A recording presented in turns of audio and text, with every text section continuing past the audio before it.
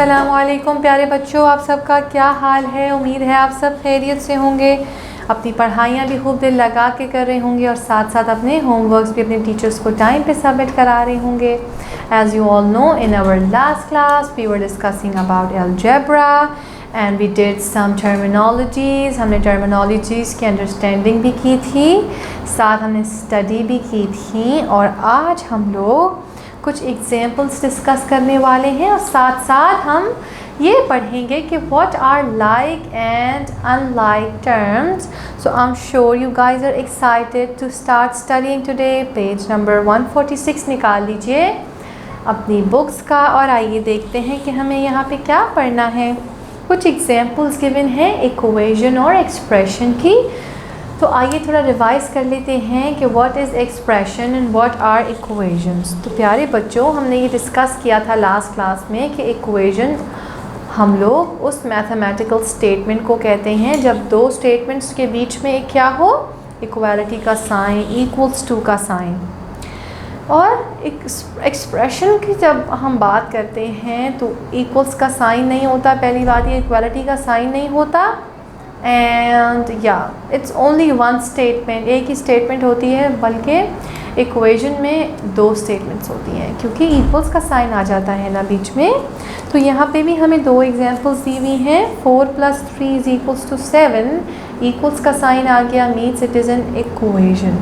N equation is false if expression on either side of the equal signs are not equal. Equation false हो जाती है, गलत होती है जब एक्सप्रेशन दोनों साइड पे इक्वल्स के इक्वल ना हो।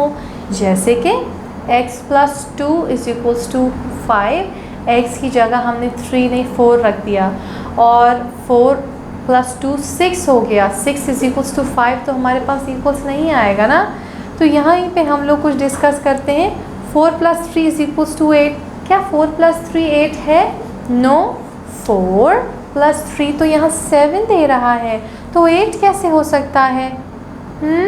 ठीक है, तो क्या ये फॉल्स होगी इक्वेशन या ट्रू? फॉल्स होगी ना, क्योंकि इक्वल्स के दोनों तरफ की एक्सप्रेशन सेम नहीं है, बराबर नहीं है, इक्वल नहीं है। An equation that has one or more variable is called an open equation. एक इक्वेशन जिसकी एक से ज़्यादा वेरिएबल होते हैं जिसके अंदर, उसे हम क्या कहते हैं?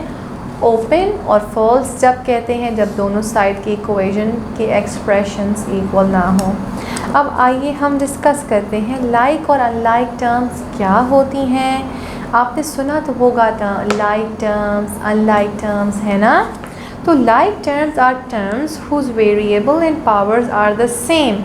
लाइक टर्म्स वो वाले टर्म्स होते हैं जिनके वेरिएबल और पावर सेम होते हैं। In other words, terms that are like each other. क्या होती हैं लाइक टर्म्स? वो टर्म्स होती हैं जिनके वेरिएबल और पावर जो होते हैं ना वो सेम होते हैं। अगर एक एक्सप्रेशन है तो उसमें सिर्फ वेरिएबल ए का इस्तेमाल हुआ है, तो वो उनके जो कांस्टेंट के साथ जो एक्सप्रेशन में जो कांस्टेंट और वेरिएबल होंगे ना, हम उन्हें ये कह सकते हैं कि ये लाइक हैं क्योंकि इनके वेरिएबल सेम हैं। मगर प्यारे बच्चों, अगर ऐसी एक्सप्रेशन या इक्वेशन या कोई भी नंबर्स हमें दिए हुए हों, उनकी वेरिएबल सेम ना हो, तो क्या होता है? उनको हम लोग एक टर्म से बुलाते हैं जिसको कहते हैं अनलाइक टर्म्स। ऐसी टर्म जो लाइक नहीं है। इन other words, terms like each other, जैसे x - 2x, 6x, x/2, तो ये चारों क्या हैं? लाइक टर्म्स इसलिए हैं सब में एक ही वेरिएबल है, जो कि कौन सा वेरिएबल है? x। These are all like terms because the variable x। मगर अगर हम अनलाइक टर्म की बात करें तो unlike terms are terms whose variable and powers are not same। Unlike terms वो टर्म या वेरिएबल होता है जिनके पावर्स सेम नहीं होती, जैसे 2x, 2m, 2y, 2xy।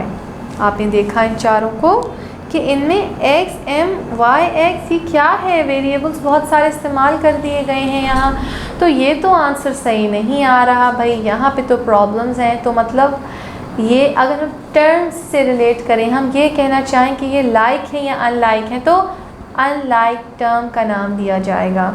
ठीक है, आगे जब हम क्वेश्चन सॉल्व करेंगे ना, तो आपके पास क्वेश्चन आएगा कि बताइए वेदर दीज आर लाइक और अनलाइक टर्म्स, या क्वेश्चन में आपसे ये कहा जाएगा कि लाइक टर्म्स पे टिक कीजिए, या ये कहा जाएगा अनलाइक टर्म्स पे टिक कीजिए। तो आपकी फिंगर टिप्स पे पता होना चाहिए आपको कि लाइक टर्म आए तो क्या करना है, अनलाइक टर्म का क्वेश्चन आए तो क्या करना है। तो ये सारे अनलाइक टर्म्स है। अब नीचे क्वेश्चन दिया हुआ है, let's practice. Look at the statement below. Write EX if the statement is expression and write EQ if the statement is equation.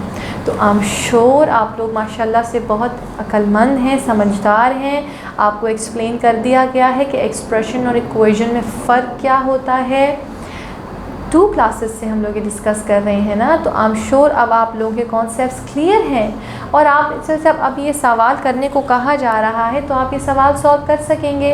आपको पता है इक्वेशन और एक्सप्रेशन का डिफरेंस, और इस सवाल में भी आपने क्या करना है, एक्सक्यूज़ मी, आपने हर उस पार्ट के सामने EQ या EX लिखना है जो कि एक्सप्रेशन है, तो एक्सप्रेशन के आगे EX लिख देंगे।